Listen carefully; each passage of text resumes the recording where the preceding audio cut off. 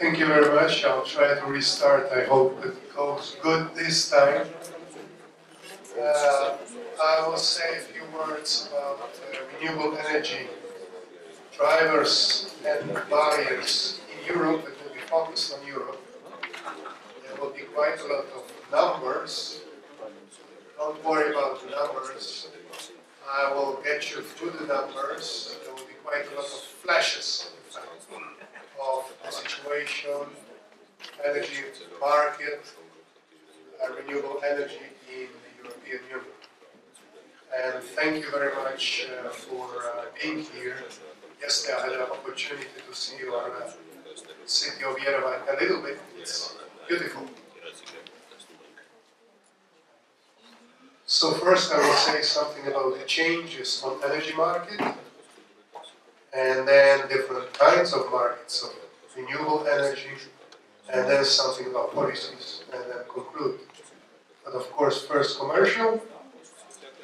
I am from University of Twente. It's a small university, it's a technical university with so-called human touch. And we are about 8,000 students, about 2,500, 3,000 faculties, and we are considered like entrepreneurial top university in the world. And I work on innovation and environment, innovation, sustainable development, published 2 books. One just appeared, and the leaflets you can find there here by the window. Something about changes on the energy market.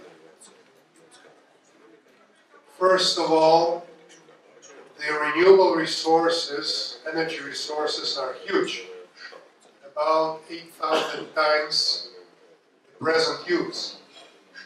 But strikingly, we use presently, worldwide, only 19% of renewable energy for our whole energy consumption. And this figure is bigger, this latest figure is bigger in the low-income countries than in the high-income countries. And that's peculiar. Second, striking, is that we have a lot of technology. Something has been said before the break about PV. Well, we have a lot of different kinds of technology. There is no lack of technology. And third, there is a major change worldwide ongoing, whereby the labor, in terms of handwork, is moving to services, and within the services, the know-how, the knowledge work increases. In a matter of fact, during the last 150 years, the percentage of knowledge workers, say us, increased from roughly close to 0% of all labor to about 20% of all labor. And knowledge workers create new demands. Why? Because we perform well under 2 conditions. One are social interactions, and another good natural qualities.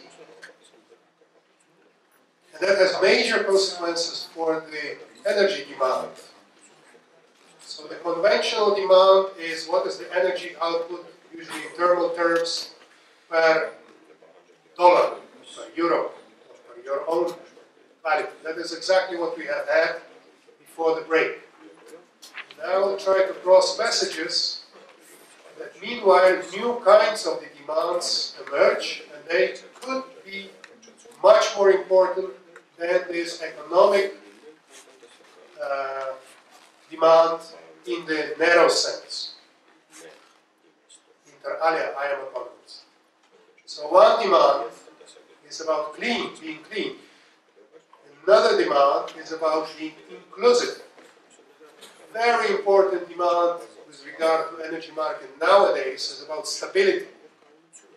And you might be happy that you don't have fossil fuel resources, at least not much, because now you have a chance to leapfrog to the renewables.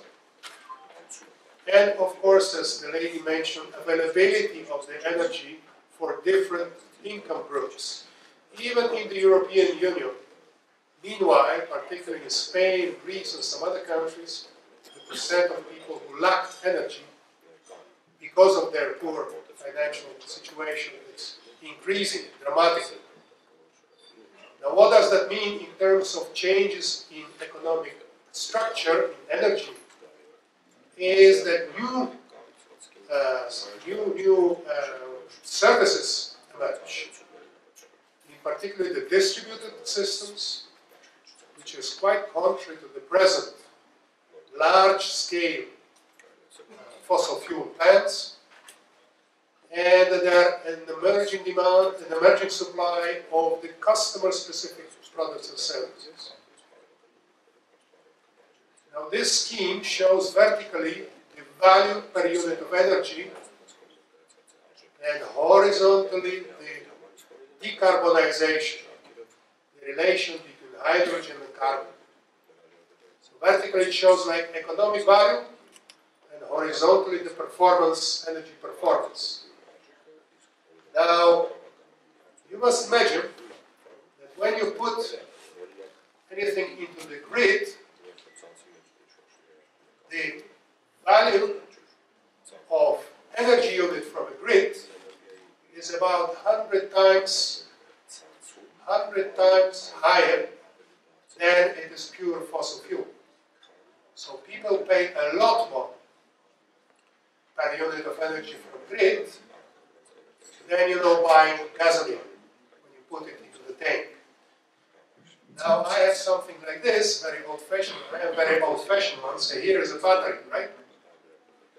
Now you must imagine that unit of energy that comes out of the battery in my mobile phone is roughly, again, about 100 times higher than from the grid.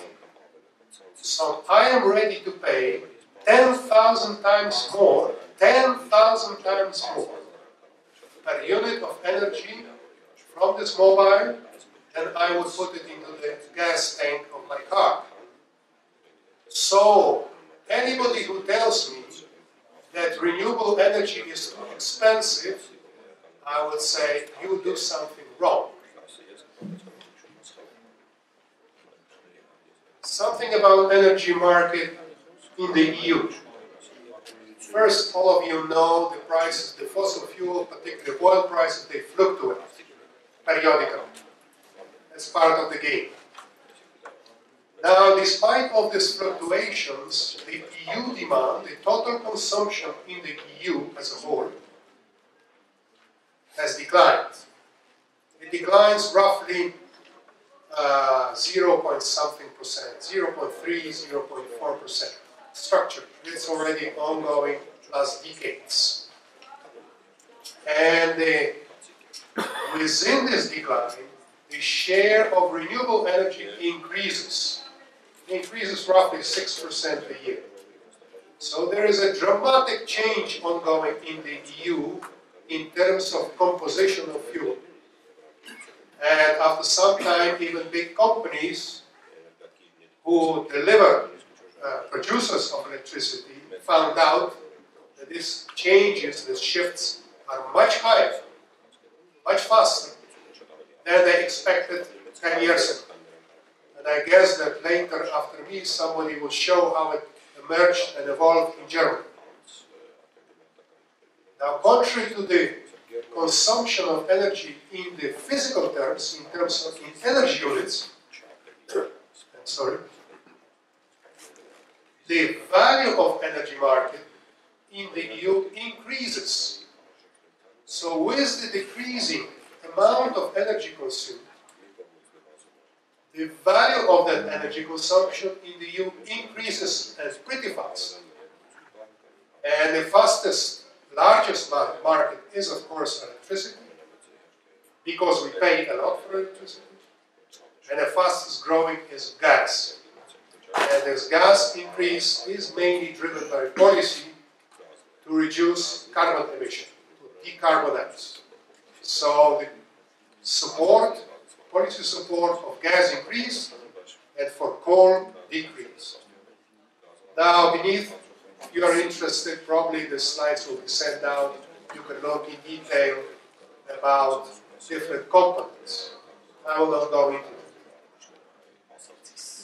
What does that mean?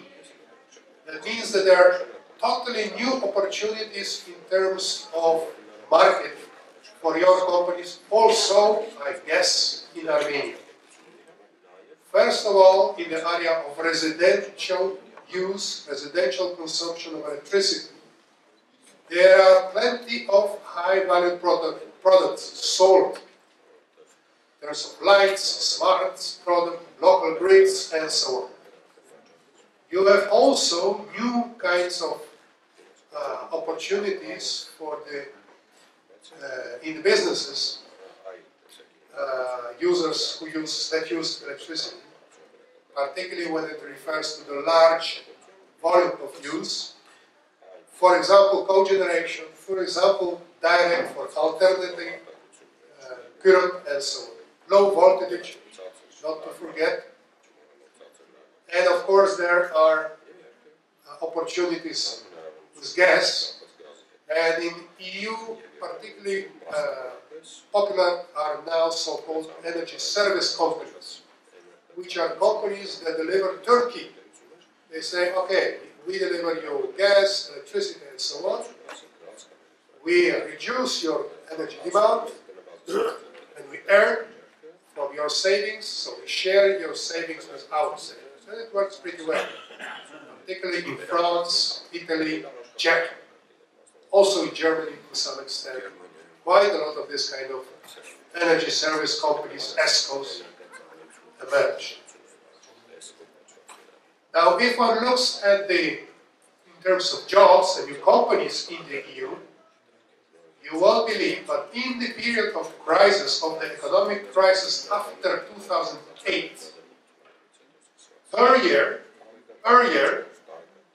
more than 3,500 firms, new firms emerge every year in energy sector. And they created every year 18,000 jobs in the EU.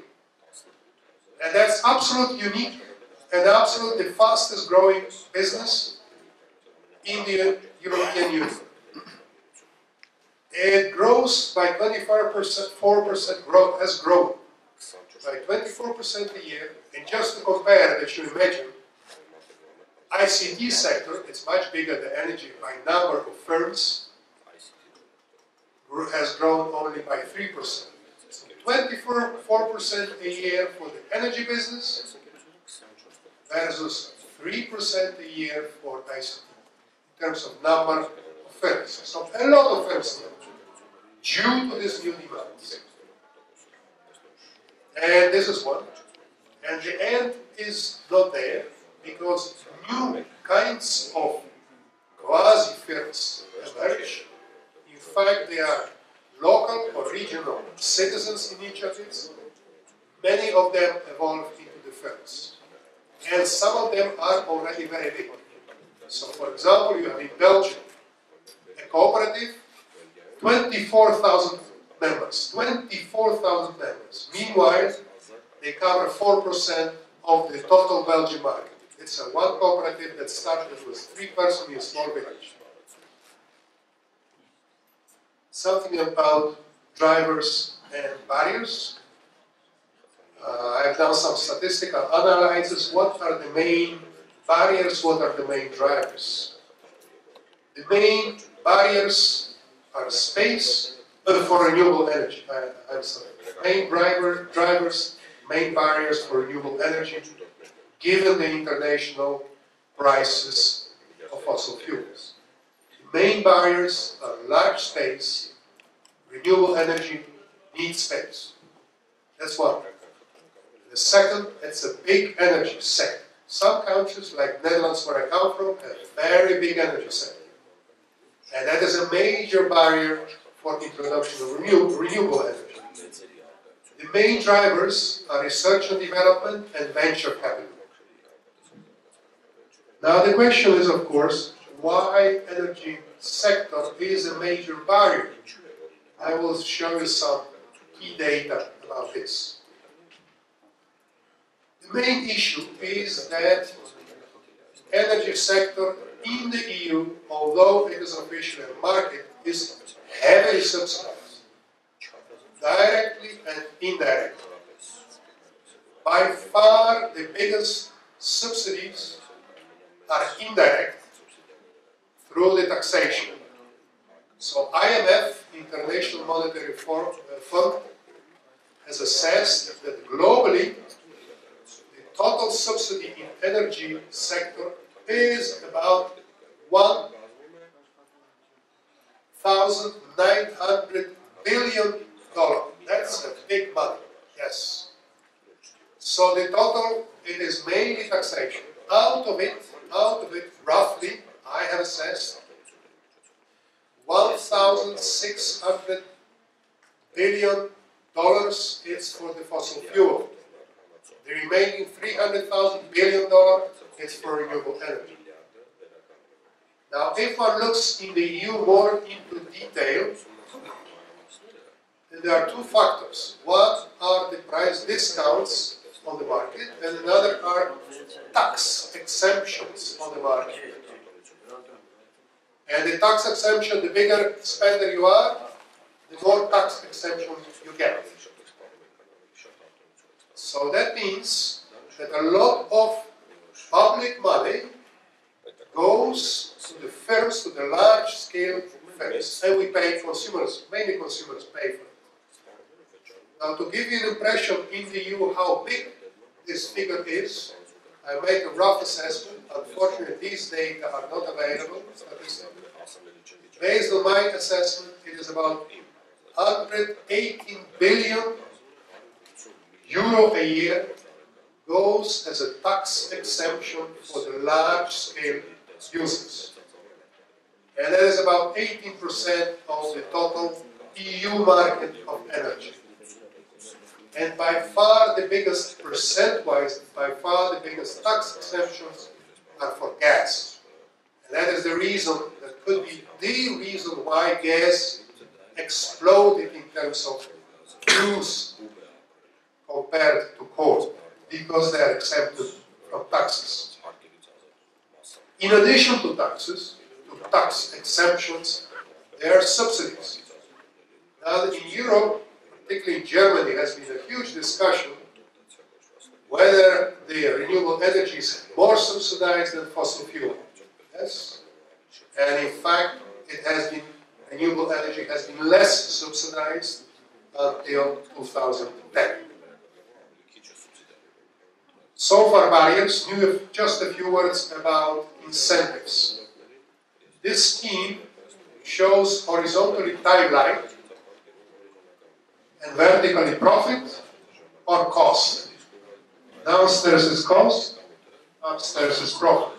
And you imagine yourself, you are a newcomer on energy market, you have to invest in the beginning, and before and after the investment you hope. So you have to invest, and after the investment you hope to get profit. And essentially, two types of policy instruments are available in support of this kind of newcomers, innovators. One is that you reduce risk of entering into this market.